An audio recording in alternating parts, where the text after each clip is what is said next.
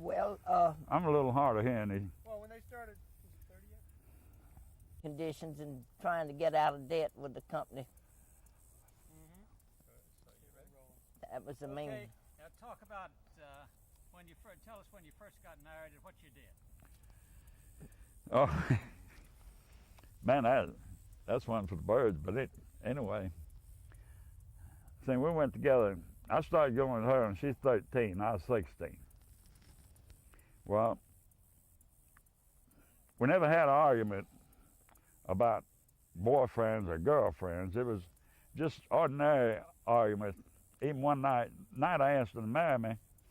We'd been to the movie and walking down to the park, and up in front of a store, a drugstore, they had bricks laid in there, and it laid in a pattern. And I said something about those bricks, how they was laid in there, it looked pretty nice, and she said, no, they was laid so-and-so. And we got down sitting there in the swing, and that's things we argued about. But if they usually eat it up so much that we break up until we meet again, see. And we sat there that night, and I turned around, she's sitting on my right. We argued and argued and argued And we argued. about the way I the bricks. finally said, oh, hell, let's get married. She looked at me real funny and said, all right. That ended the argument.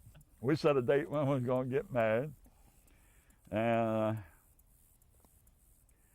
then we wasn't settled down as married people or anything like that, you know. And she worked part-time out at Clutt Peabody. I was working at the mill where the woolen mill was running full-time.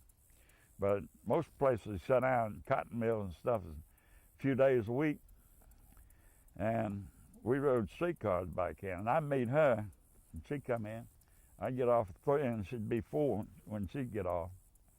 And we'd go downtown and go to the Palace of Sweets, have us a ham sandwich and then a banana split. They had the best banana splits in the world. And then we'd go to a movie. And on the weekend, we'd go down, and then we'd stay for the late shows. And the Charlies quit running at a certain time of night. We didn't think, back then, you didn't think nothing about walking 2 or 3 miles back home. We'd wait in the late show and go back home. It started raining, we'd duck in. They had these little old stands, hamburger, hot dog stands, and they'd stay open all night just trying to get $1 worth of business. See? We'd duck in one of them and get a hot dog or something, and it'd slack off, and we'd walk to the next one and duck back in and get home, stay out, sometimes take all night getting back home. But we did that for several years. Almost 2 years. Almost and 2 years. She got in the family way, and that's actually when we got in trouble. She had morning sickness, and I was working full time. So I went down at the bank and borrowed money to pay a hospital and doctor bill, and told her to quit working. She told me, said, well, if she worked 5 months, she'd get some hospitalization. I told her, you getting up sick in the morning like that? I said, the heck with it. I said, just quit. Well, 2 weeks after she quit, my mill went on short time. We was working two days one week, 3 the next. And I was dividing it up, everybody. We didn't use seniority. This didn't work, and that was laid off. And you didn't have the unemployment insurance and stuff like that thing. And so they was dividing it up. You worked 2 days. And we had a pretty rough time of it. It took me a little over 3 years, about 4 years to pay that bank. I went down, just got a 90-day note, and I figured I could get some overtime, and then bang. I'd go up and have the damn thing, pardon me, I'd have it renewed, hoping something would happen. 3 months, go back and get it, paid interest and have it renewed. It was about 4 years before things started picking up. 39, I think it was. This was, well, actually, when I borrowed the money, his family went 35. George was born in 36. So the 35 to 39, when things started picking up and getting full time, I was able to pay the bank off. Now, I was asking you about the phrase lint heads and how did people regard you as cotton mill people? Talk about that. They didn't.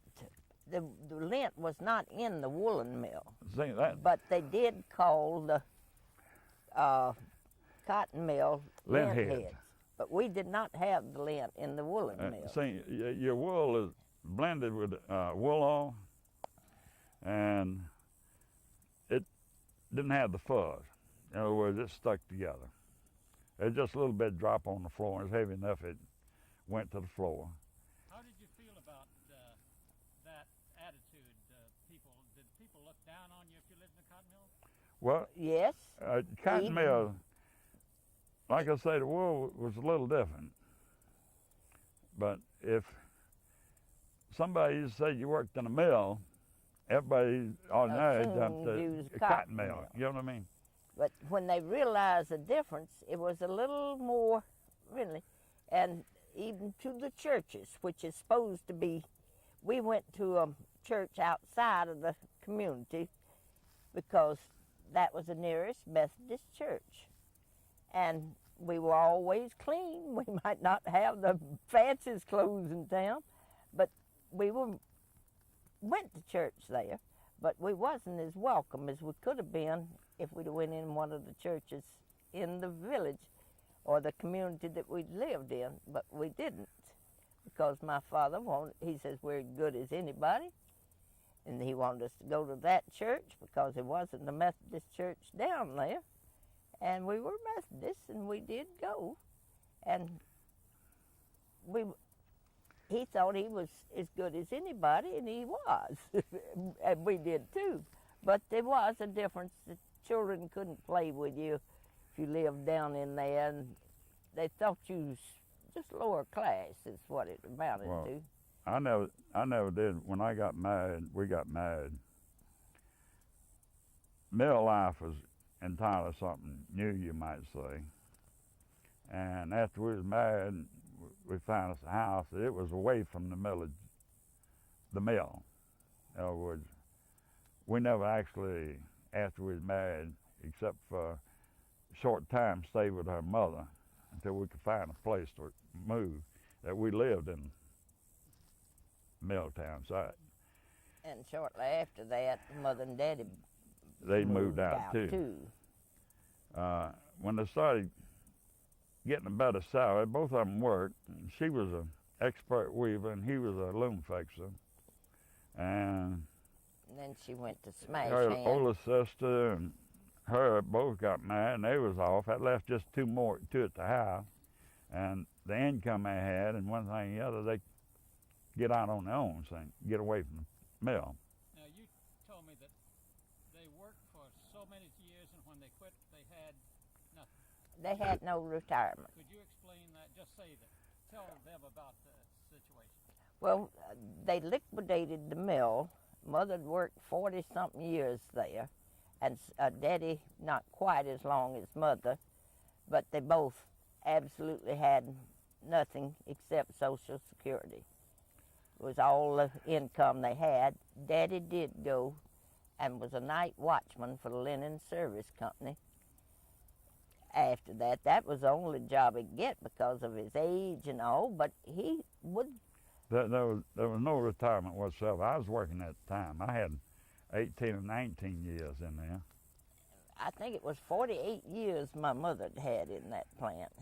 But they really, some men bought the mill out from Union, Georgia. They was friends of Nixon. Mr. Nixon died, and he had one son that worked in the mill, that run the mill. And he had several other children, and the other children wanted the money out of him. And so these people from Union, multimillionaires, with the understanding that they give him a chance to run the mill, and if he could pay them back what, you understand what I mean? That what they had to pay his family. And he didn't quite make it. But so they took over the mill, and we had a union in there. It was strong. And it come up time for a contract, and the union wanted certain things added to the contract, and he just said no. They just said no. And the union threatened to shut the mill down. Said, well, if you won't bargain with us, they just refused to really try to bargain with them. Said, we're going to strike and shut it down. They said, okay.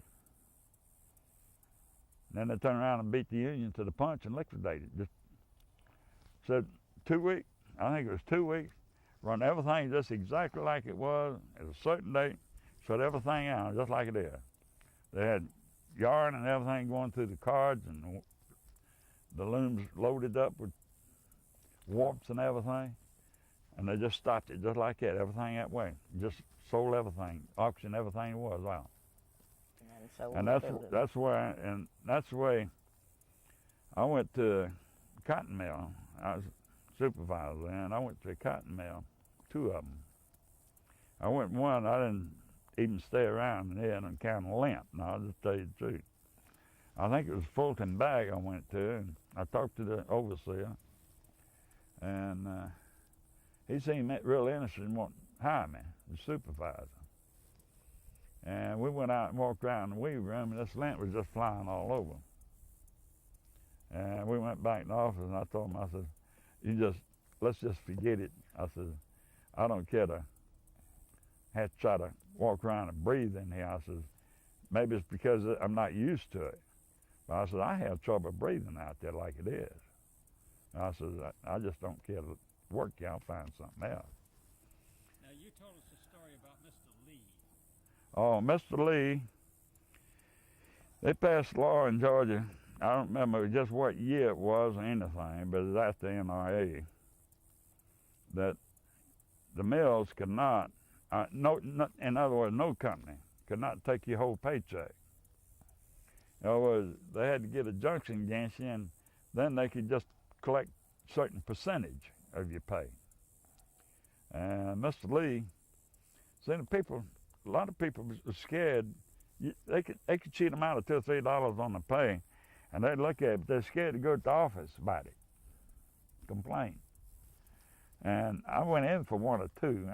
I was young and independent, been that way all my life, time I was a baby almost. But anyway, he was standing there with money in his hand and his envelope, and tears running down his cheeks. And I thought maybe it messed him up. He was scared to go see about it. And I walked over and I said, "What's the matter, Mr. Lee? Mess you up your paycheck?" He said, "No." I said, "Well, what's the matter?" He said, "Frank, this is the first money I've had in my hands in 8 years." I said, "What do you mean?" He said, "Well, he come from Ralston, mill up there. Roswell, Georgia. Roswell, Georgia. They moved him down, put him in a house, and charged him for it. He was in debt to the company, and he never did get out of debt. He owed the company more than what he made. He never did in that length of time. If you wanted a blanket, you went to the company store, they'd order it for you. You want a flashlight, they'd get you a flashlight, put it on your bill, charge you whatever they want to. I know, boy, I was going up about a mile up to Big Star one day, and I going in. We didn't buy hardly any groceries. Like I said, we'd take off downtown and have ham sandwiches and banana splits. And he said, "Let's go up. Come on, Frank, go up, go store with me." I said, "Well, you got a company store right here." He said, "I can't afford to buy down there." So I never used to buying groceries. Mother and Dad always done that, you know. And so I want you to go back and tell me the story about Mr. Lee a little shorter, so that we could use it, you know, with a little less time, but it's an important story. I don't know where I started. About Mr. Lee outside crying. Yeah. Then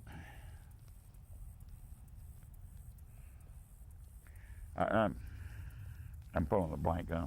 Yeah, pulling a blank.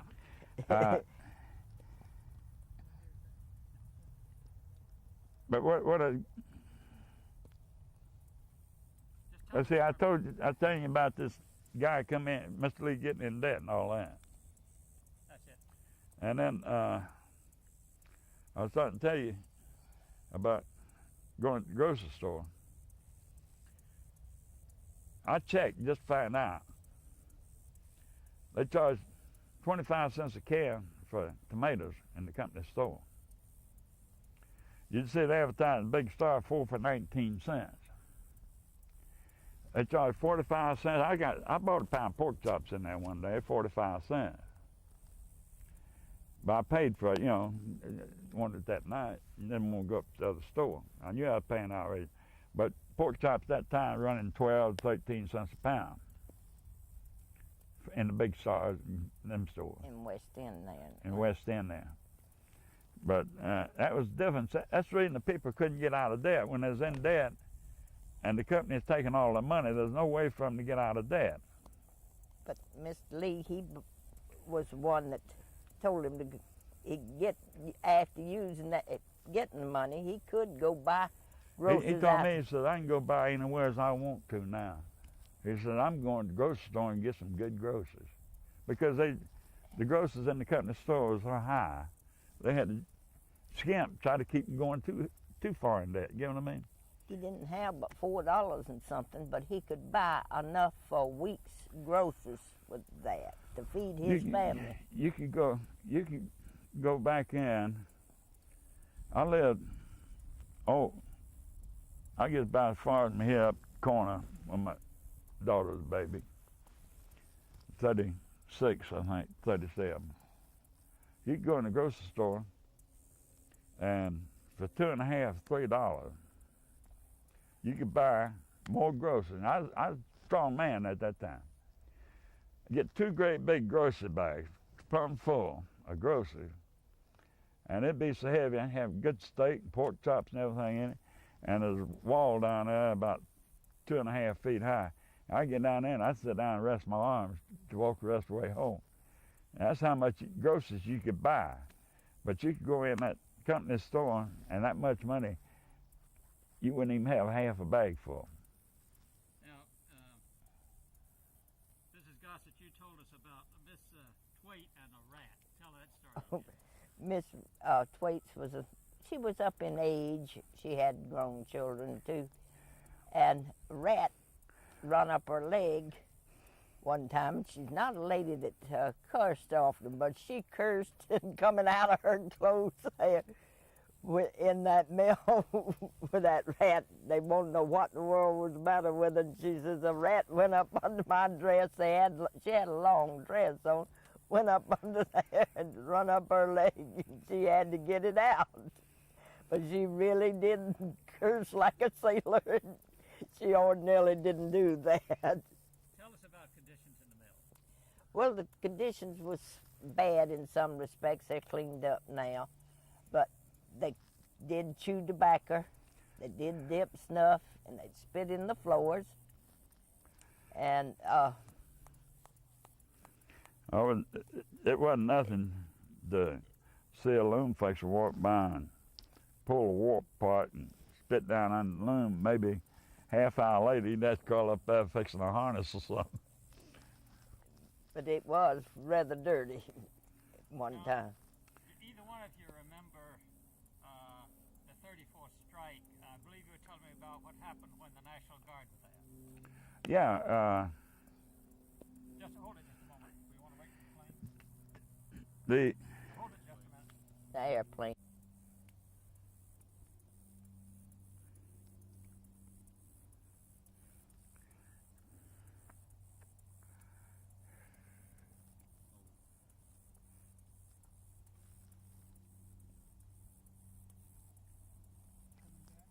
No, there's always one last surge that after it will think it's gone.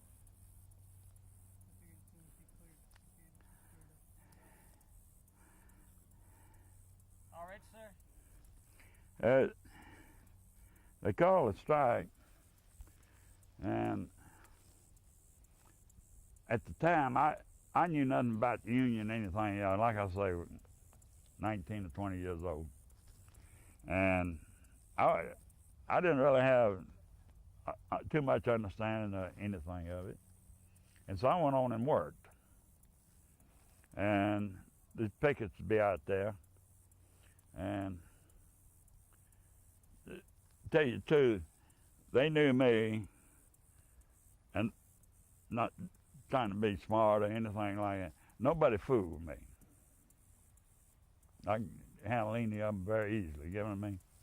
And so they talked to me, but they didn't try to block me. And so I went ahead and worked, and they tried to talk me into staying out.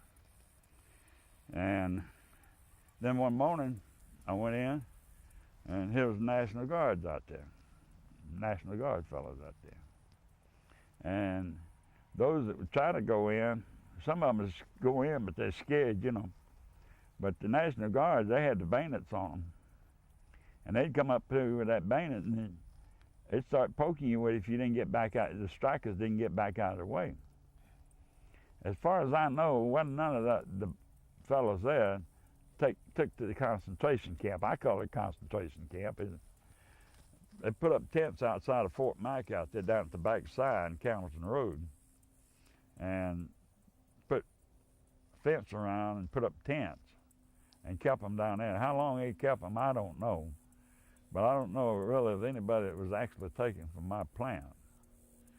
And they finally, we got a union in. The cotton mills didn't. But we did. And they started bargaining one thing and the other, and we had some, well, Lloyd got into it, and we had some pretty good fellows that they wasn't rowdy, you know what I mean? They wasn't trying to make trouble. And they got a contract, and I began to realize that it was a good thing, because before they got a union in there, if the overseer had a friend come from some other town or something and wanted a job, he'd just come up and tell you, say, you go down and get your time, I don't need you no more. You say, well, what have I done? What's wrong? Nothing, just don't need you no more. And then he put his buddy on the job. And when they pulled that, after the union got in there, that man went back to work. And then I began to realize the union was a good thing to me. They couldn't treat people like trash no more. That's the way they, and so I joined the union after that. But like I say, at first I didn't see no sense in it. Now, you talk about your parents in the union.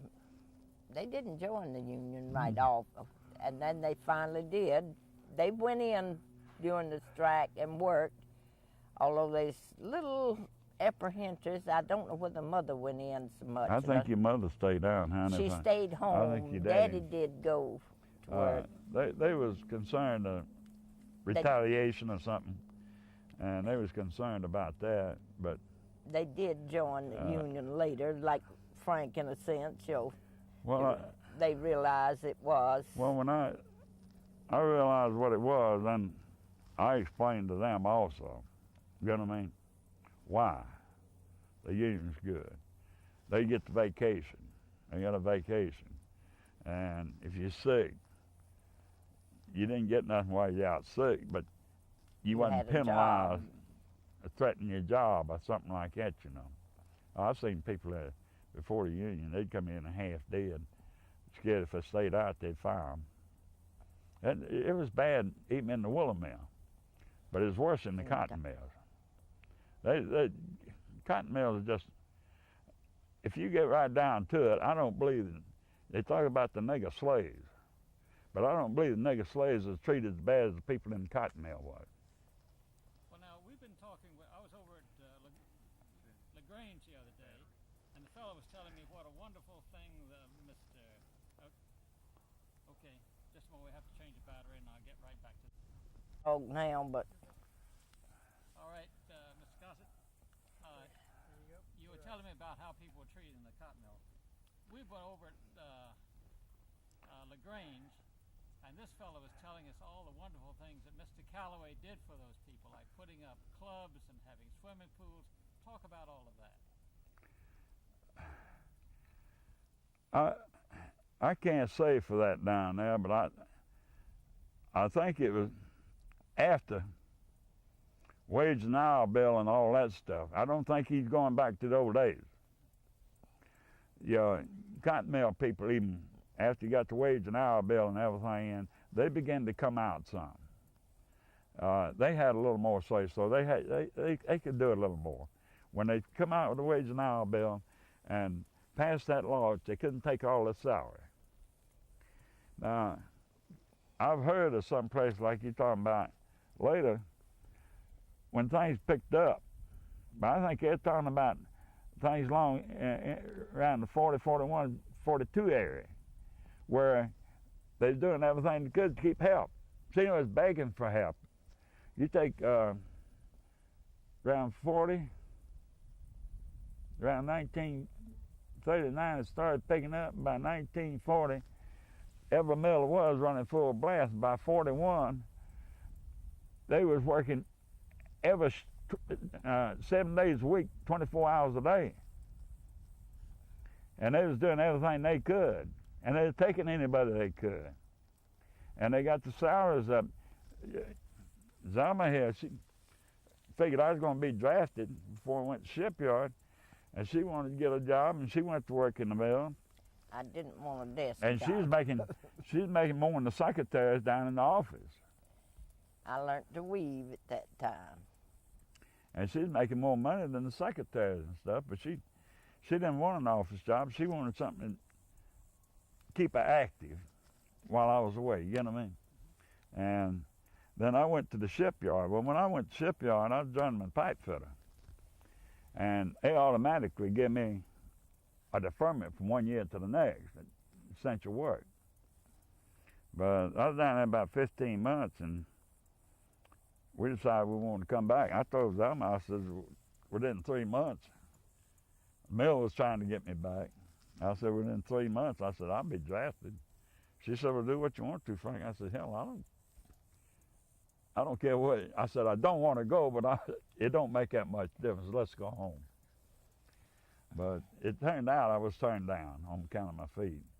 They say, as I argued them, I had 2 brothers in there and their feet was flat, but they said there's all degrees of flat feet.